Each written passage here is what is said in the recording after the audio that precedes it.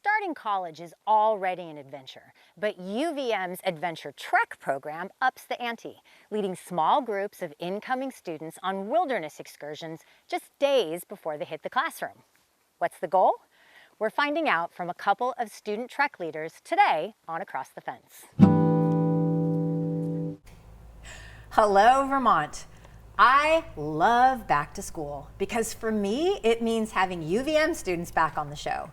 Yesterday, we sat down with Alistair and Gabby and learned about Service Trek and how the program helps integrate new catamounts into UVM's culture of giving back. If you missed it, go back and watch it on our YouTube channel.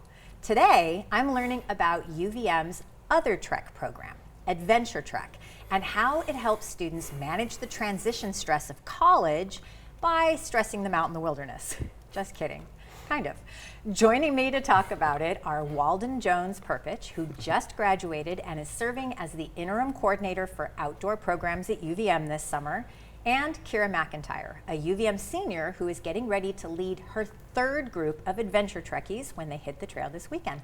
Walden and Kira, welcome to Across the Fence. Thanks for having us. It's lovely to have you guys here. And now, quick reminder for folks that don't know, the first day of fall semester at UVM is Monday, August 31st. Dorm move-in and new student orientation is the 26th, so both TREK programs happen before all of that, right? Yeah, I think that's cool. So Walden, I mentioned transition stress. What is the overarching goal of Adventure TREK and how does it work? Yeah, so the overarching goal is really to build community on campus before students start the first semester. So we get them outside, we get them on backpacking trips, sea kayaking, rock climbing, hiking, canoeing. They're in small groups with like 6 to 10 other incoming students. No phones. They're just out in the woods for those 6 days. There's really no better way to get people to like really meet each other, and you get a raw look at someone when you're in the woods for 5 days and have no distractions. So yeah, it's building community before kids start orientation. Like the regular orientation is total chaos. So it's really great to have like a group of people that you've just spent 6 days in the woods with before you actually have to start classes and start orientation. So that's the overarching goal. And just to get people excited about Vermont and being outside and wanting to recreate in this awesome state that we live in. So. And you've got a whole bunch of different types of programs, right? So some of them are here in Vermont, some of them are across the lake. Like how many different programs are there? What are they? So there's 6 different trip types. We have backpacking on the Long Trail, and there's 8 groups that go out on the Long Trail. They each do a little section. It starts down by Sugar Bush and goes up to Jay Peak. There's backpacking the Adirondacks. That's all in the High Peaks Wilderness. There's canoeing in the Adirondacks.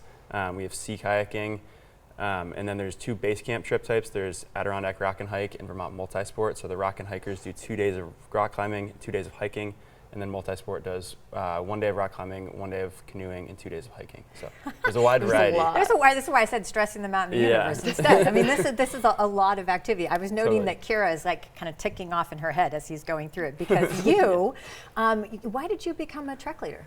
So I'm from Queens, New York, and so I grew up, born and raised a city kid. So we didn't really have a lot of access to the environment in a way. We, just because there's not a lot of room for that, and so the environment. The way that I interpreted it changed a lot when I left New York City and came to Vermont for college. And so I just wanted to get involved in the outdoors. And I was on Service Trek actually as an incoming freshman, which was definitely impactful. But when I got here, I was like, okay, now where's the Adventure Trek? Like, where can I sign up? And that first semester I started LEAP, which is our training program for leaders. And I ended up interning for them like as an instructor these past 2 springs, which has been incredible. And so these past 2 summers I've been leading TREK. This is my 3rd. And I've done canoe in the Adirondacks. I've done long trail backpacking. I've done Adirondack backpacking, and I love it so much. So you went from a city girl to a pretty competent mountaineer camper. I can take kids through the wilderness. Yes, that's the goal. That's definitely it. Yeah, I think that's pretty incredible. So Walden, even before you had your current job, you were doing logistics for Adventure TREK. Yes, that's right. What on earth? I mean, we just talked about how many different programs there are, and they're all over the place.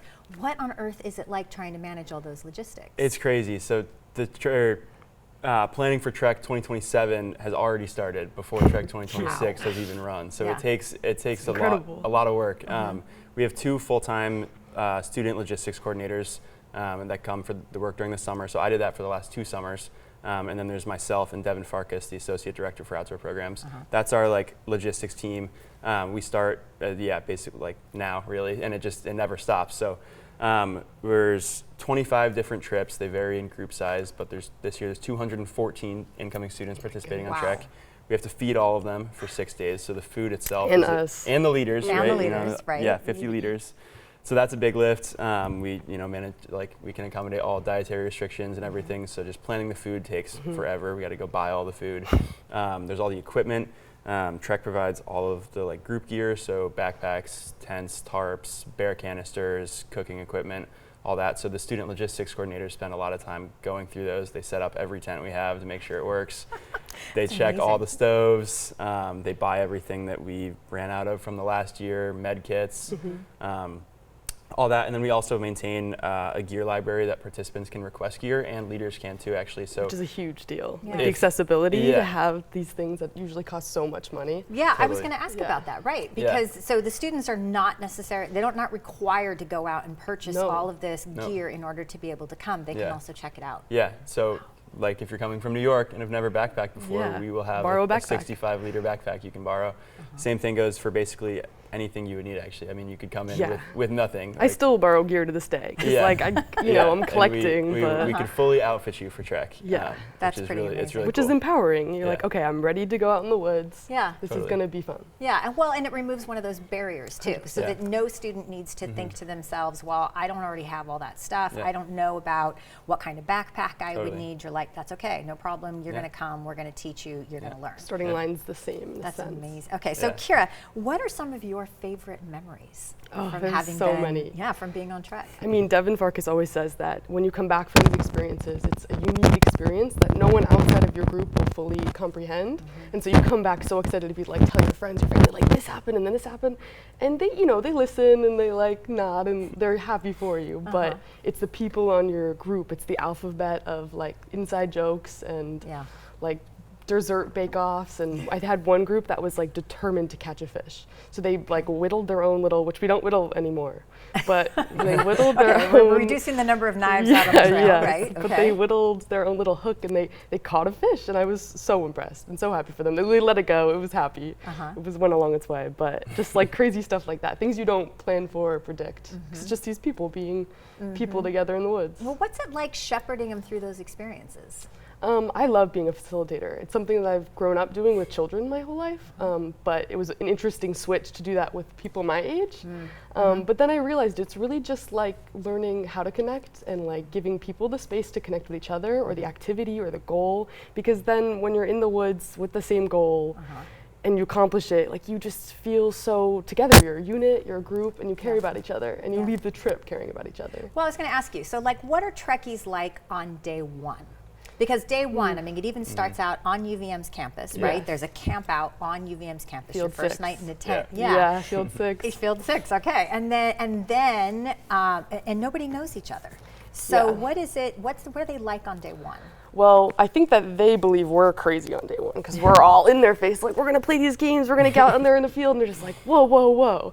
And then afterwards, like, okay, now the games are over, we did some icebreakers, there's really no ice left to break, and then they sort of start to settle, and I swear to God, they'd spend all night on that field, like, staying up, chatting, and, like, talking to each other, whispering from their sleeping bags. And that's, like, when us leaders are trying to, like, prepare for the 6 a.m. wake up to hop on the school buses, but they seem so excited. Like, there's nerves, there's excitement, there's a lot going on. Yeah. You kind of know you don't know they've been them yet. anticipating the start of college, and then this is the beginning of those experiences. Yeah. And everyone Totally. comes to college with that idea of who am I going to meet? Who are my people going to Yeah. be? Who am So, I? Who am Yeah. who am Who I? am I? The ultimate question of college. All right, and then what are they like? What are they like by day 5? Yeah, it's awesome on day 5. Like they come back and it like the group is a team, and we actually just in a logistics meeting earlier this week we were talking about just kind of like hopes and fears, things that we're looking forward to Trek happening, and we all were kind of saying like we're looking forward to return day when they get back and step off the bus, and they're all like stoked to be So here. excited. You can see all the inside jokes flying around. Their confidence is way up. Like they look nothing like the first day when they got here, which makes total sense. I mean, Yeah. they like just made all these connections and had all these cool experiences. So it's really cool to see the like transformation, at least from the logistics side, where we send them off and we don't see them for 5 days, and then they come back. It's like a totally different group of people. Well, they've been acquiring new skills. Yeah. They have been making new connections. They have put their tech down so that they've had an opportunity to actually think. Yeah. Right? So have we. Yeah, and Yeah. then now it's like it's the re-immersion back into UVM, and the first thing and this is right when they go into actual orientation. Yeah. Yeah. Yeah. I feel like by day 5, there's a lot of, you're clutching for this community now. You have this one little slice of community, Yeah. and you're so grateful for it. And like for Yeah. the last even 3 days, Yeah. everyone's just like, "Oh, we're so lucky that we got put together," and they're just happy to have this. A And so happy accident. Yeah, we stick Yeah. together, and then they slowly, as they continue to transition through college, you know, they come back. It's like a little home base, but you know, they go out and they find all the things they love to do. Well, what happens after Trek? Like, how did Trek impact your relationships with UVM? Yeah.